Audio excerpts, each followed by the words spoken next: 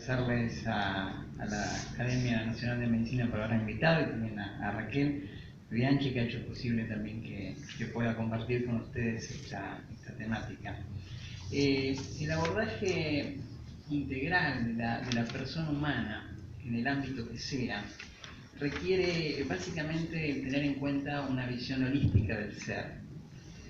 Cuando hablamos de una visión holística, que es algo más que lo complejo, ¿no? Es básicamente una visión casi total. Estamos hablando también que se incluye la dimensión espiritual.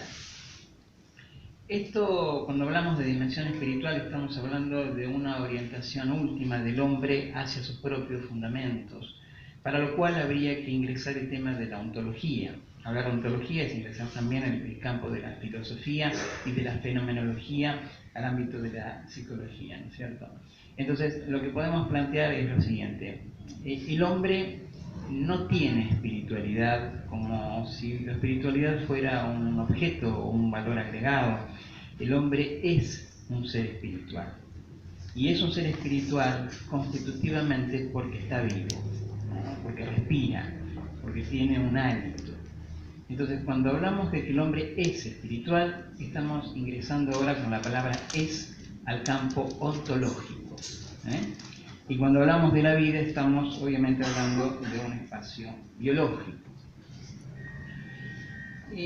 Cuando hablamos de ontología y de fenomenología, tenemos que hablar también acerca de que esta dimensión espiritual del hombre se muestra o se manifiesta en una serie de fenómenos, como por ejemplo puede ser la ética, el arte, la religión, la mística.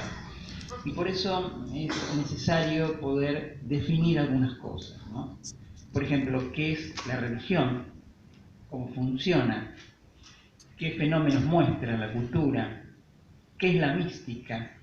¿Qué es la experiencia mística desde un campo puramente descriptivo? Porque si empezamos a psiquiatrizar algunos fenómenos como la mística, probablemente caigamos en el campo de hablar de psicosis o algo así. Entonces lo que vamos a hacer, al menos en brevemente con ustedes, es poder encontrar una cuestión descriptiva de cada uno de estos fenómenos, dentro de lo que es el espectro de este tiempo. En primer lugar, podríamos preguntar qué es una religión. Bueno, la palabra religión es una palabra equívoca, es una palabra tardía, viene del latín, religio, y tiene que ver con una forma de atadura o una forma de religar al hombre con otro ámbito de realidad. Ese otro ámbito de realidad se conoce como lo sagrado, se puede traducir como Dios o los dioses o algo así. La idea de que el hombre esté atado o religado implica que el hombre se siente alejado de eso que es lo sagrado. Y por lo tanto, él se coloca en un plano profano. ¿Cómo es nuestro plano? Nuestro plano es finito, nuestro plano es intrascendente, nuestro plano es un plano que nunca acaba de terminar, siempre somos proyectos que no terminamos de concretarnos, y por lo tanto el hombre trata de totalizarse a un plano diferente, a un plano que está más allá de él. Este plano que está más allá de él es lo que llamamos lo sagrado. Y ahí el hombre escribe todo lo que es fundamentalmente absoluto para él, todo lo que es fundamentalmente importante para él. El tema es que de lo sagrado, del absoluto, del más allá, nada podemos decir. Queda simplemente en el campo del misterio, en el campo de lo afásico, en el campo de aquello que es inefable, ¿no? Pero lo que sí podemos hablar son de los fenómenos culturales que el hombre muestra ante esta otra realidad que él percibe, que él siente y que lo constituye. Por lo tanto, las experiencias espirituales humanas, especialmente las grandes religiones o cualquier religión, está fundada bajo el rumor de un milagro. Los hombres han relatado que han visto una aparición sobrenatural, como por ejemplo el judaísmo se funda en el rumor de que Moisés subió al monte Sinaí y Dios le dio las tablas, o el cristianismo en la muerte y resurrección de Cristo, o el islam en la aparición de un ángel en una cueva que le dictó a Mahoma el Corán. Es decir, las religiones están basadas en una historia, por lo general es mitológica, de esta aparición sobrenatural. Y esta aparición sobrenatural la vive el místico. ¿Sí? Ahora, los otros, los que no vemos, la comunidad, somos aquellos que le creen al místico. y por lo tanto somos nosotros, como grupo, como lo colectivo, los que fundamos las religiones. Y las religiones son fundadas por mediaciones simbólicas. No podemos vivir directamente la experiencia del misterio, porque eso es patrimonio del místico. El hombre religioso cree en el otro, tiene fe en el otro, pero no ve. Y siente la ausencia de lo sagrado. Siente la angustia de esa aparición sobrenatural que tuvo el otro y que ya se fue, y que ya no está. Entonces, los hombres creamos símbolos, y los símbolos claramente son culturales. Los símbolos son indicadores de doble sentido y son un lenguaje primario adecuado para expresar esta experiencia de lo inefable. ¿Por qué? Porque los símbolos son representaciones de ausencias. Justamente lo que el hombre siente es la angustia y la ausencia de Dios, ¿no? de lo sagrado o de lo otro que apareció. Lógicamente la mediación simbólica funciona como una especie de método apotropaico, ¿no? Apotropaico es un método de protección, porque el hombre se protege con una máscara de Dios o de dioses de lo sagrado y lo interpreta a través de símbolos como un dios, monoteísmo, muchos dioses, politeísmo, como espíritus de la naturaleza, animismo, etcétera, etcétera. Así se van conformando culturalmente las distintas creencias a lo largo de las épocas. Pero lógicamente los símbolos, al ser polisémicos, al tener una gran cantidad de valencias, necesitan clausurarse para la cultura en una sola interpretación, porque las religiones son sociales. Todas las personas necesitan nuclearse detrás o debajo de un símbolo colectivo, como por ejemplo la cruz, ¿no? La cruz es un símbolo que puede simbolizar una multitud de cosas, pero para el cristiano tiene un sentimiento especial y por lo tanto nuclea a ese grupo social. ¿Y qué hace que la cruz sea interpretada como la redención, como la muerte y resurrección, como el Calvario, como la pasión? ¿Cómo? Bueno, lo hace a través de la escritura, lo hace a través del mito, lo hace a través del texto.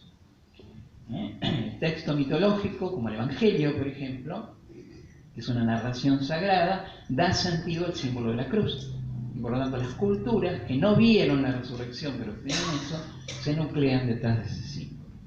Por lo tanto, los mitos son relatos o narraciones sagradas que básicamente clausuran la polisemia o la plurivalencia del símbolo, ¿no? Entonces los símbolos pueden simbolizar cualquier cosa, ¿sí? Pueden simbolizar cualquier cosa, son emocionales. En cambio, el mito es más mental, tiene que ver con el logos, tiene que ver con el tiempo, con el verbo, con colocar la experiencia religiosa situada en la historia. De alguna manera la mitología aleja al hombre de esta experiencia primera, de este milagro primero, de esta hierofanía, ¿sí? O de esta mostración de la divinidad que fundó la religión. Pero el hombre necesita nuevamente volver a los orígenes, necesita volver al arquetipo, necesita volver a tener la experiencia de Dios. Y esa vuelta a la experiencia de Dios trata de mediatizarla a través de rituales. Los ritos son básicamente movimientos corporales, lenguaje corporal, que tratan de hacer que los símbolos estén en movimiento, que los símbolos estén vivos y de alguna manera traen el tiempo mitológico al presente, ¿no? O en la misa, el que es cristiano no resacrifica a Cristo, hace que la pasión vuelva al presente y de esa manera la persona se siente redimida. Entonces, básicamente los símbolos, los mitos y los rituales conformarían la experiencia espiritual básica, inserta en la cultura.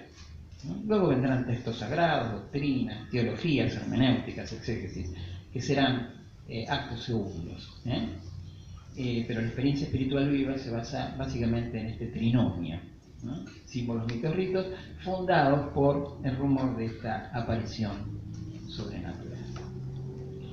Obviamente el que no ve, el religioso, cree, ¿no? Y la fe termina siendo un estado imperfecto del ser, ¿no? Porque simplemente le cree al otro y quiere creerle al otro para que su vida tenga algún sentido.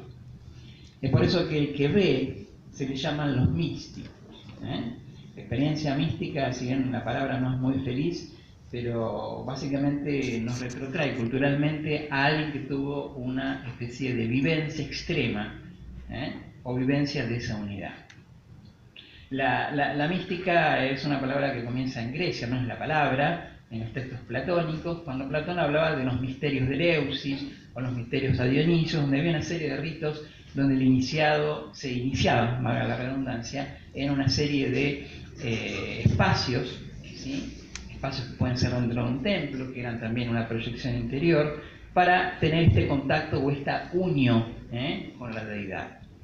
Luego este término fue apropiado por el cristianismo y se entendió a través del cristianismo latino que solamente la mística aplicaba a la experiencia cristiana. Pero básicamente esto no es así, porque todas las culturas del mundo siempre tienen testimonios de personas que han tratado de acceder a esta unión, como puede ser en el judaísmo la cábala, en la India el yoga, en el budismo el zen, en el islam el sufismo, etc. Que son construcciones fenomenológicamente similares o análogas, ¿no? Pero, ¿cómo entender la experiencia mística? ¿Cómo abordarla?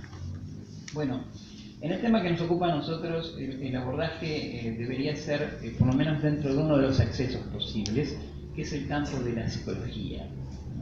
Cuando hablamos de psicología de la religión, estamos hablando de una experiencia de un sujeto. Y al hablar de una experiencia de un sujeto, estamos hablando de algo que le ocurre constitutivamente en su interior. Para lo cual el desafío ahora de plantear una nueva psicología de la religión es crear los suficientes mapas mentales como para que la experiencia espiritual, mística, religiosa y de conversión estén situados dentro del paradigma de la salud mental.